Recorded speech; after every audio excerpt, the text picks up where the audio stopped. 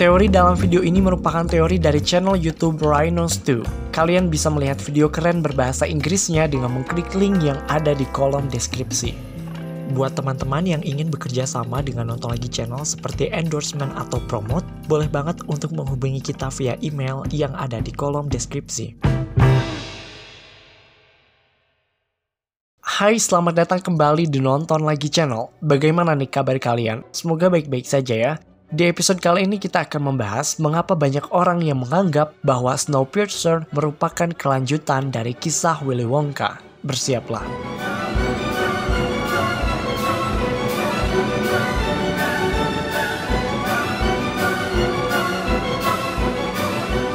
Oke, di teori film lainnya episode kali ini kita masih membahas tentang film Charlie and the Chocolate Factory yang merupakan kelanjutan dari video sebelumnya.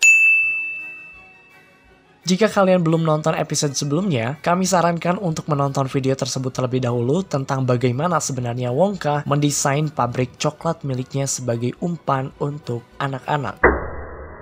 Di video sebelumnya, kami juga sempat menjelaskan bahwa film Snowpiercer yang dirilis pada tahun 2013 merupakan sequel atau kelanjutan dari kisah Charlie dan Willy Wonka ini. Memang terdengar sangat gila, maksudnya bagaimana mungkin film yang penuh warna seperti Charlie and the Chocolate Factory bisa berubah menjadi film segelap Snowpiercer karya Bong Joon-ho. Tapi ya, orang-orang sangat senang menghubungkan antara satu film dengan film lainnya, dan hubungan antara kedua film ini terdengar sangat meyakinkan.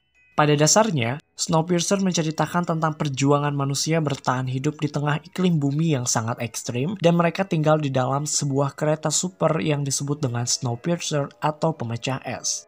Alkisah pada tahun 2014, para ilmuwan telah menemukan sebuah formula untuk memecahkan masalah pemanasan global. Formula tersebut bernama CW7 yang bisa mendinginkan suhu di bumi. Formula tersebut memang bisa menurunkan suhu bumi, namun ternyata bumi malah semakin dingin dan lama-kelamaan membeku.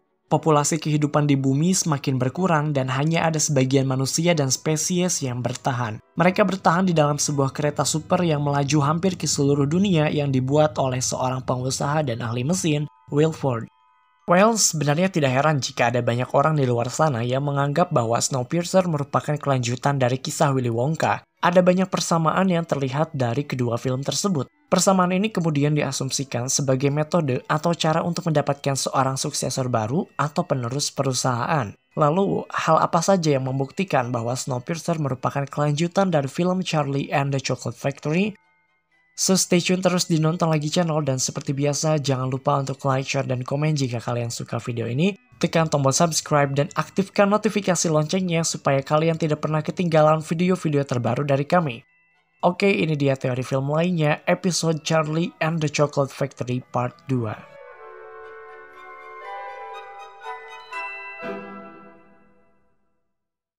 Oke, sebelum kita mulai, ada baiknya kita samakan pemikiran bahwa Willy Wonka and the Chocolate Factory yang dirilis pada tahun 1971 dan Charlie and the Chocolate Factory tahun 2005 kita anggap sebagai satu kesatuan film yang sama. Dengan begitu akan memudahkan kita untuk membuktikan bahwa Snowpiercer merupakan sequel dari kedua film tersebut.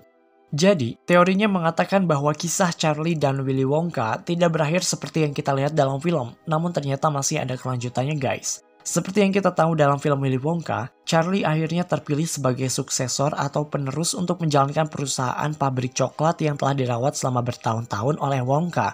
Artinya, Charlie mewarisi seluruh harta benda alias kekayaan yang dimiliki oleh Wonka. Nah, dengan kekayaan tersebutlah dia membuat sebuah kereta super seperti yang kita lihat dalam film Snowpiercer. Dalam film Snowpiercer sendiri, orang yang membuat kereta tersebut bernama Will Ford. Banyak orang yang menganggap bahwa Will Ford sebenarnya adalah Charlie Bucket. Hanya saja ia mengubah namanya menjadi Will Ford. Seperti yang kita lihat dalam film Snowpiercer, simbol huruf W-nya terpajang sangat jelas di dalam kereta. Mungkin kita berpikir bahwa huruf W tersebut untuk Will Ford, tapi bagaimana jika sebenarnya huruf W tersebut didedikasikan untuk Willy Wonka? Kenapa banyak orang yang mengatakan bahwa Will Ford sebenarnya adalah Charlie? Karena kereta yang ia buat dalam film Snowpiercer memiliki struktur yang serupa dengan pabrik yang dibuat oleh Willy Wonka. Tidak percaya? Let's take a look of some evidence here. Dalam film Snowpiercer, kereta tersebut didesain dengan setiap gerbong ditutup oleh gerbang besi yang sangat kuat. Pada dasarnya, gerbong belakangnya diisi oleh penduduk miskin yang kumuh, sedangkan gerbang paling depan ditumpangi oleh penduduk kaya yang dipenuhi oleh kemewahan. Nah, di saat penduduk yang tinggal di gerbong belakang melakukan pemberontakan yang dipimpin oleh Curtis, satu persatu dari mereka meninggal di gerbong-gerbong yang berbeda. Setiap pindah gerbong, pasti ada saja yang meninggal. Bukankah konsep gerbong tersebut juga diterapkan di pabrik Willy Wonka? Coba kalian ingat-ingat, Willy Wonka mengundang anak-anak untuk masuk ke dalam pabriknya. Kita anggap bahwa anak-anak itu adalah penduduk yang ada di kereta. Di dalam pabrik tersebut, satu persatu dari anak-anak yang diundang tadi akan lenyap dari satu ruangan ke ruangan lain. Persis seperti apa yang terjadi di gerbong kereta, dari satu gerbong ke gerbong yang lain. Dan hal yang paling mencengangkan adalah paruh terakhir dalam Snowpiercer ini. Ternyata semua pemberontakan beserta gerbong ini sebenarnya telah didesain oleh Wilford alias Charlie dengan rekannya Gillian sebagai bahan tes atau ujian. Sebuah ujian untuk mendapatkan suksesor baru atau orang yang bisa meneruskan industri kereta tersebut. Kalian pasti tahu film apalagi yang memiliki bagian akhir cerita seperti itu. Ya, kita semua tahu bahwa dalam film Willy Wonka, setiap hal yang ada di dalam ruangan pabrik tersebut didesain sebagai tes atau ujian supaya Willy Wonka bisa menemukan anak yang pantas untuk meneruskan industrinya. You see, keduanya memiliki konsep yang sama. Willy Wonka mencari suksesor baru yang akhirnya terpilihlah Charlie, dan bertahun-tahun kemudian Charlie tumbuh dewasa, membuat kereta super dari kekayaan yang diwarisi oleh Willy Wonka. Kemudian ia mengubah namanya menjadi Wilford, dan di usianya yang sudah tua, dia ternyata juga memerlukan seorang suksesor baru, hingga terpilihlah Curtis. Tapi sayangnya Curtis menolak hal tersebut. Nah, selain itu, ada juga beberapa hal yang sepertinya Wilford melakukan hal yang serupa seperti yang dilakukan oleh Wonka. Misalnya, dalam film Chocolate Factory, Willy Wonka menyembunyikan tiket emasnya dalam coklat yang bisa kita anggap bahwa tiket tersebut adalah sebuah pesan. Sedangkan dalam Snowpiercer, Wilford juga melakukan hal yang sama. Dia menyembunyikan pesan-pesannya di dalam makanan seperti telur atau makanan protein padat yang secara rahasia ternyata terbuat dari kecoa. Wilford melakukan hal tersebut ya karena ia mewarisi segala sesuatu yang diwariskan oleh Willy Wonka, termasuk metode atau strateginya. Jika kita membenarkan teori ini, artinya Charlie Bucket masih hidup hingga kejadian di film Snowpiercer. Film Willy Wonka and the Chocolate Factory merupakan salah satu film yang bersetting sesuai dengan tahun perilisannya. Maka Willy Wonka and the Chocolate Factory terjadi pada tahun 1971. Dalam film ini, Charlie sudah berusia 10 tahunan, sedangkan film Snowpiercer sendiri terjadi sejak tahun 2014 hingga tahun 2031. Artinya, usia Charlie Bucket alias si Wilford ini sekitar 70 tahunan dan ia masih hidup. Jika kalian masih belum percaya bahwa Charlie Bucket adalah Wilford, beberapa orang menemukan bukti yang cukup meyakinkan.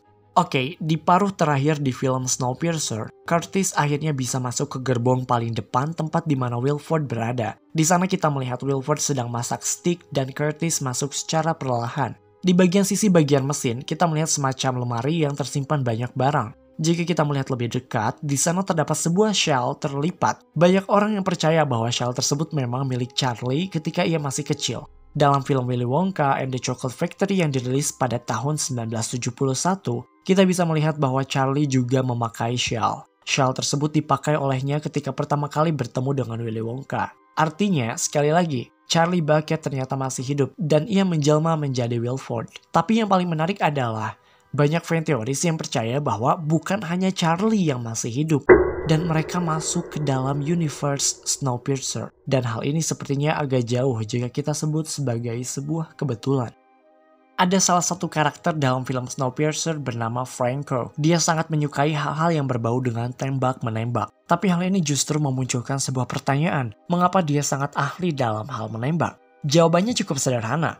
Mungkin waktu dia masih kecil, dia sangat menyukai hal-hal tersebut. Nah, jika kita melihat dalam film Willy Wonka and the Chocolate Factory yang dirilis pada tahun 1971, ada satu tokoh yang memiliki kegemaran menembak. Dia adalah Mike Teavee. Ya, Mike Teavee diceritakan memiliki obsesi yang aneh terhadap senjata api. Sejak kecil dia bahkan menginginkan senjata api sungguhan. Dengan obsesinya tersebut, Mike berakhir dalam film Snowpiercer menjadi seorang penembak atau mungkin tentara yang mematikan. Selain itu, ada juga karakter ikonik yaitu Minister Mason yang diperankan oleh Tilda Swinton. Di balik karakternya yang unforgettable, banyak sekali teori yang mengelilinginya. Salah satu teori yang paling gila menyatakan bahwa Minister Mason merupakan versi dewasa dari Veruca Salt. Ya, Minister Mason adalah Veruca Salt. Memang kami akui ini sangat gila dan sulit dipercaya karena jika kita lihat secara sepintas pun dua karakter ini terlihat sangat berbeda pada awalnya.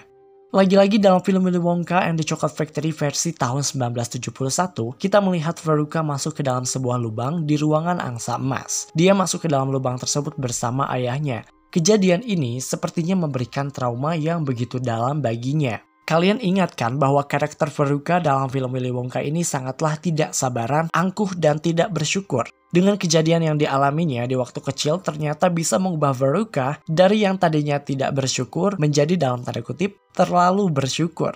Dia begitu patuh dan menghormati Wilford. Setiap saat dia memujinya, bahkan bisa kita sebut dia telah menjadikan Wilford sebagai Tuhan. Walaupun begitu, dia masih memiliki penyakit lamanya yaitu angkuh dan suka menghina orang lain.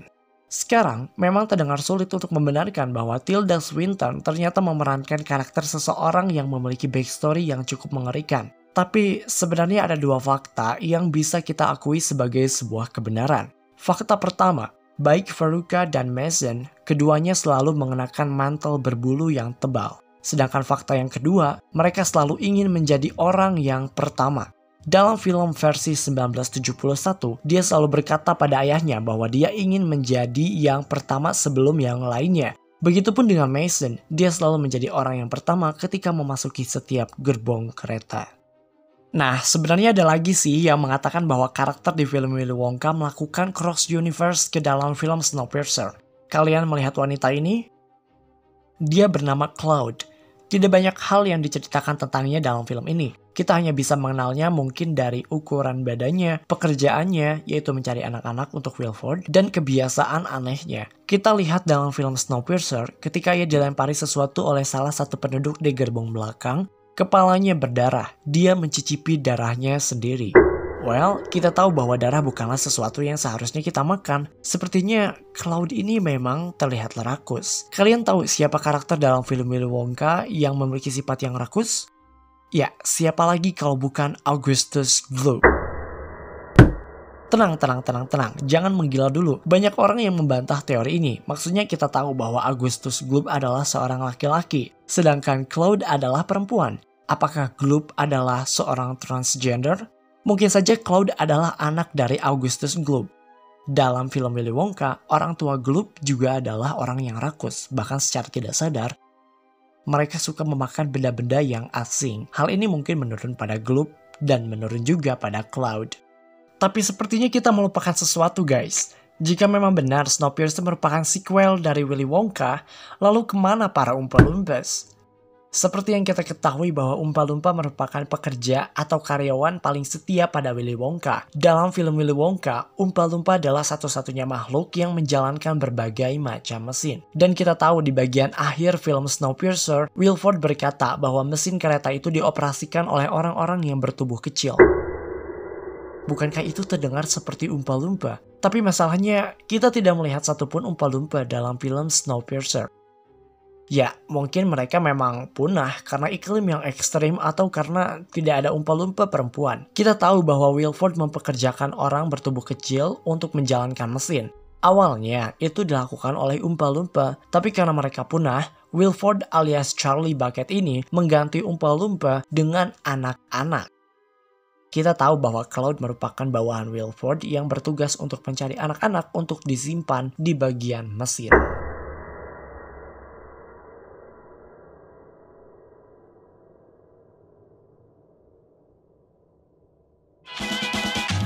Oke guys, itu dia teori film lainnya episode Charlie and the Chocolate Factory Part 2. Apakah kalian percaya dengan teori ini? Jika kalian merasa ini adalah hal yang konyol, sekali lagi kami sarankan untuk menonton video originalnya dari channel YouTube Rhino Stew. Mereka terdengar sangat meyakinkan. Tapi sebenarnya ada satu misteri yang masih belum terpecahkan sih, yaitu Oompa-Loompas. Jika ada kesempatan, mungkin kami akan membahas tentang Oompa-Loompa. Jika kalian suka video ini, jangan lupa untuk like, share, dan komen. Dan jangan lupa untuk tekan tombol subscribe dan aktifkan notifikasi loncengnya supaya kalian tidak pernah ketinggalan video-video terbaru dari kami. Follow kami di Instagram di @nontonlagi untuk mendapatkan informasi harian paling update. Sampai jumpa di episode Nonton Lagi channel berikutnya.